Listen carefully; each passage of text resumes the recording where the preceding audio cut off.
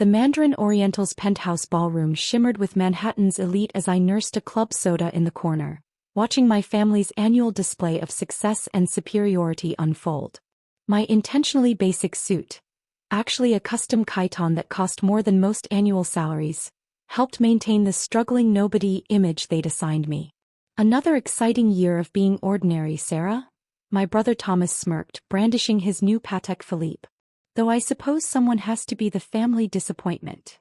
If he only knew that his successful hedge fund was actually a minor investment in my company, Phoenix Enterprises. While they mocked my online business, I'd built a $14 billion tech and investment empire in complete secrecy. My phone buzzed discreetly. Forbes 500 list final. Phoenix Enterprises confirmed at number 3. Your profile as CEO goes live at 8:30 p.m. I glanced at the ornate clock. 7:45 p.m. In 45 minutes, my family would discover that their nobody daughter had just become the youngest self-made CEO on the Fortune 500. Sarah, my sister Victoria's voice cut through the crowd. At least try to network. Though I suppose with your, what do you call it? Online shop. The irony was exquisite. Her luxury brand consulting firm was actually owned by one of my shell companies. Every brilliant strategy she bragged about came from my team. Just keeping to myself, I replied softly, watching her preen in her designer dress, bought with profits from my company. Through the floor-to-ceiling windows, I could see my father holding court at the main table, probably sharing another story about how his real children had carried on the Morrison legacy while his youngest had found her level in the digital world. Ms. Morrison, my chief operations officer approached, disguised as a waiter. Everything is in position. The Forbes announcement is prepared and the stock market alerts are queued. I nodded, checking my watch again. 8:15 p.m. Time for the real celebration to begin. The ballroom sparkled with old money and new ambition. My father had insisted on having business news displayed on massive screens throughout his 65th birthday party, a decision that would soon prove deliciously ironic. There's my quiet daughter. My mother's voice carried just enough to draw attention. Sarah, darling, couldn't you have made more of an effort tonight? The CEO of Goldman Sachs is here. I'm comfortable as I am, mother, I replied, taking my assigned spot at the edge of family photos, the same position I'd occupied since refusing to join the family's investment firm. 8:25 p.m. The champagne was flowing as the MC called for attention. Ladies and gentlemen, as requested by our host, please direct your attention to the screens for the annual Forbes 500 announcement. My father raised his glass, expecting to see his investment firm's modest ranking. Instead, the breaking news banner flashed across every screen. Breaking. Phoenix Enterprises ranks number 3 on Fortune 500. Mysterious revealed as Sarah Morrison. Wall Street stunned by tech prodigy's $14 billion empire. The champagne glass froze halfway to my father's lips as his eyes locked onto the screens. In that moment, a decade of dismissal and condescension crystallized into dawning horror. I stepped forward, finally allowing my carefully constructed mask of mediocrity to fall. Dad, I said into the sudden silence, I believe we need to discuss what it means to be a nobody. The ballroom fell into stunned silence as the screens continued to flash with headlines. Sarah Morrison, from nobody to Fortune 500 titan. Phoenix Enterprises' mysterious founder steps into spotlight. Tech empire reveals decade of stealth acquisitions. This is impossible, Thomas stammered, his Patek Philippe suddenly feeling like a child's toy. Phoenix Enterprises is the company that's been revolutionizing AI and quantum computing. They're the ones who bought out your hedge fund's trading platform last year? I finished smoothly. Yes, that was me. Every investment victory you bragged about at family dinners? Powered by my technology. Those algorithms you dismissed as amateur coding when I tried to show you? They now process 40% of global financial transactions. My security team, all disguised as hotel staff, moved into strategic positions around the room. The waiters and bartenders transformed into executive protection, their earpieces now visible. For those just joining this revelation, I spoke into the microphone, my voice carrying the authority of someone who commanded billions. I'm Sarah Morrison, founder and CEO of Phoenix Enterprises. You might know us from our quantum computing breakthroughs, our AI systems that run most of Wall Street, or perhaps from the fact that we just became the third largest company in the world. Victoria's consulting clients turned ghostly pale, suddenly realizing they'd been unknowingly working with my subsidiaries while mocking my little online business at charity galas. The code you wrote at home. My father's voice cracked. All those times you were playing on your laptop. We're actually managing global operations, I confirmed. Every time you mocked my work as insignificant, I was building the most sophisticated tech empire in history. Amazing what a nobody can accomplish when everyone underestimates them.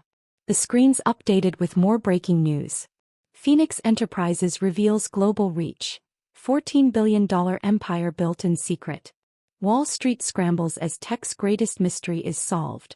Sarah Morrison, the billionaire they called a nobody. My mother clutched her pearls, swaying slightly. But your small apartment in Brooklyn is actually the top 3 floors of a building I own, I explained, enjoying the cascade of realizations crossing their faces. Every time you pitted my modest lifestyle, I was acquiring another company. Those nights you thought I was wasting time online? I was revolutionizing global technology. Thomas pushed forward, his usual arrogance replaced by desperate calculation. The new trading system, the breakthrough platform, is mine, I finished. Every innovation you praised in board meetings came from my team. Though I should thank you, your constant condescension made it incredibly easy to operate unnoticed. My father found his voice again, though it trembled with barely contained rage. The business world will never accept. They already have, I cut him off, nodding to my C, who had been posing as a sommelier. She distributed tablets showing Phoenix's complete market dominance. You see, Dad, while you were busy teaching Thomas and Victoria how to run real businesses, I was learning something far more valuable: how to build an empire from the ground up. Every time you called me a nobody, I was acquiring another piece of the future. Every time you dismissed my ideas as worthless, I was revolutionizing entire industries. The reporters who had come to cover a simple birthday party were now scrambling for positions, their cameras trained on the family drama unfolding before them. But why now? A voice called from the crowd. Why reveal everything at your father's birthday? I smiled, remembering every birthday where I'd been introduced as the daughter who hadn't found her way yet. Because sometimes, I replied, the best gift is the truth. And the truth is, while you were all busy being somebody, this nobody was building the future. The Goldman Sachs-o stepped forward, recognition dawning on his face. The quantum computing breakthrough last month. That was you? Along with the AI trading platform your firm just licensed for $2 billion, I confirmed. Though I believe you were discussing that deal with my online shop over coffee last week, when you thought I was just another nobody trying to pitch you a startup. The screens flashed new headlines. Phoenix Enterprises reveals stealth acquisitions of major tech firms. Wall Street giants discover they've been working for nobody all along. Sarah Morrison's tech empire spans 47 countries. Thomas grabbed his phone, frantically checking his hedge fund's trading platform. The Phoenix Protocol, our entire system, runs on my technology, I finished. Every trade, every analysis, every success you've claimed in the past 5 years, all powered by the nobody you mocked at Sunday dinners. How does it feel, brother, knowing your little sister's amateur code made you millions? Victoria's designer clutch slipped from her fingers.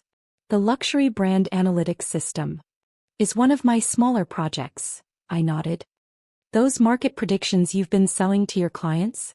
Generated by my AI. The same AI you called childish when I tried to explain machine learning at last year's Christmas party.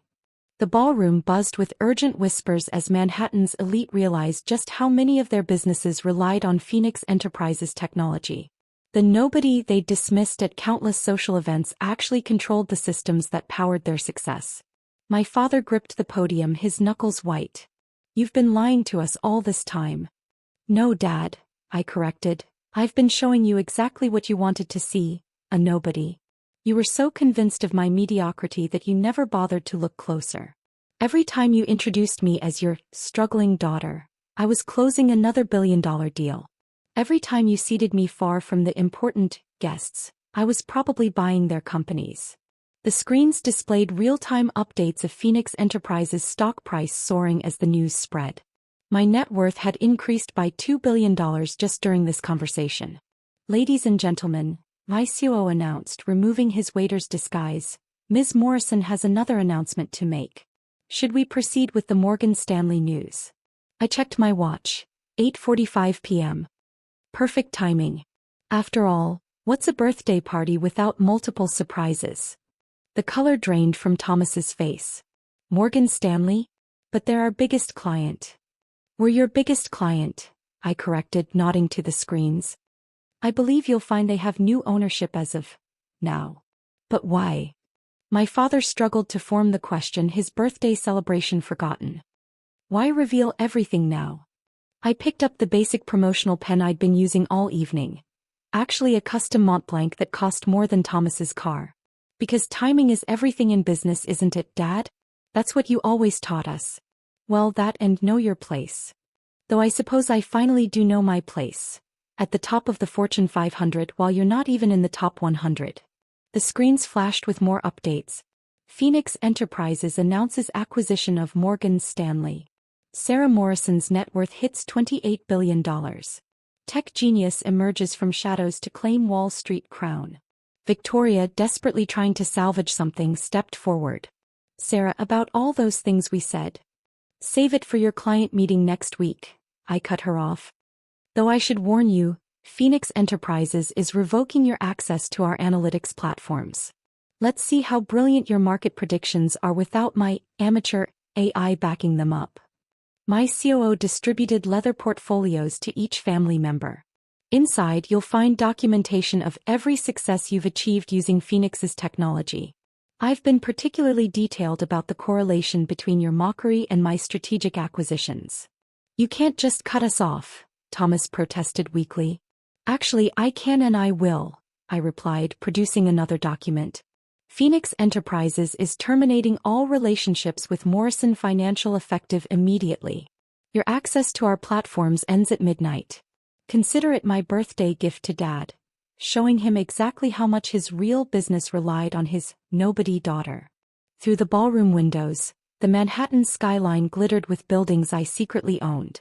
Every major tech hub, every financial center, every prestigious address they'd bragged about working in, all part of my real estate portfolio. "You know what's fascinating?"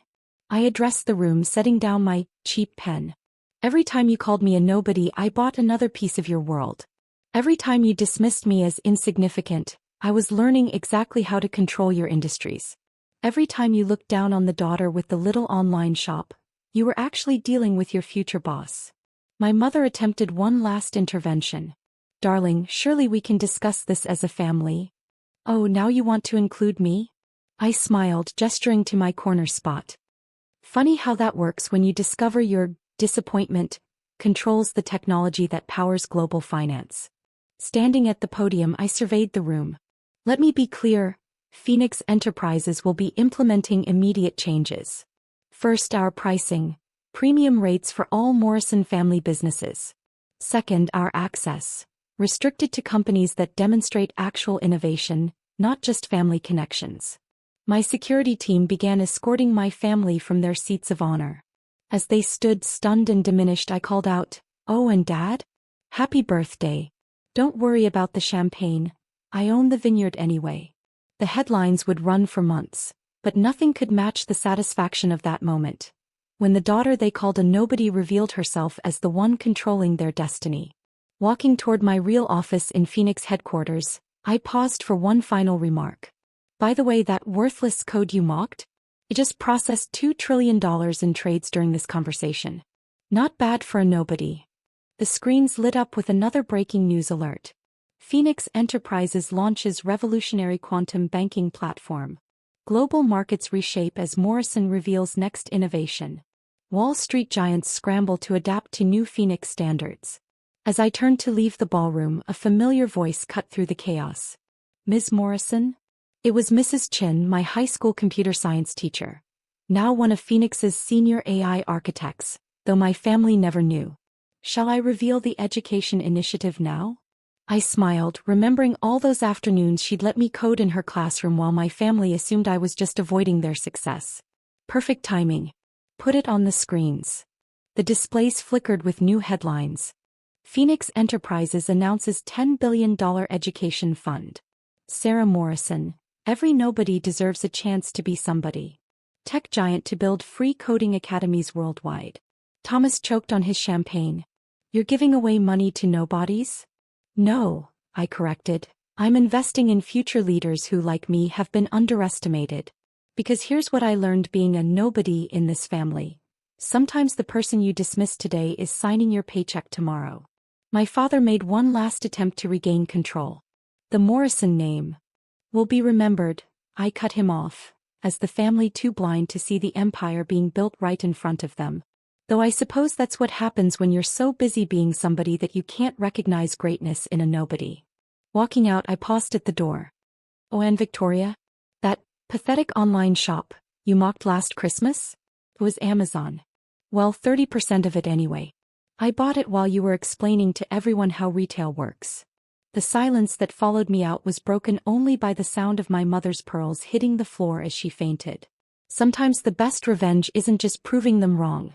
It's showing them that a nobody who was underestimated can become the somebody who owns their world. As my driver held open the door to my Rolls-Royce, the one I'd kept hidden while driving a Toyota to family events, I couldn't help but smile. Tomorrow's headlines would be interesting, but tonight's lesson was priceless. Never underestimate a nobody with a dream and a laptop.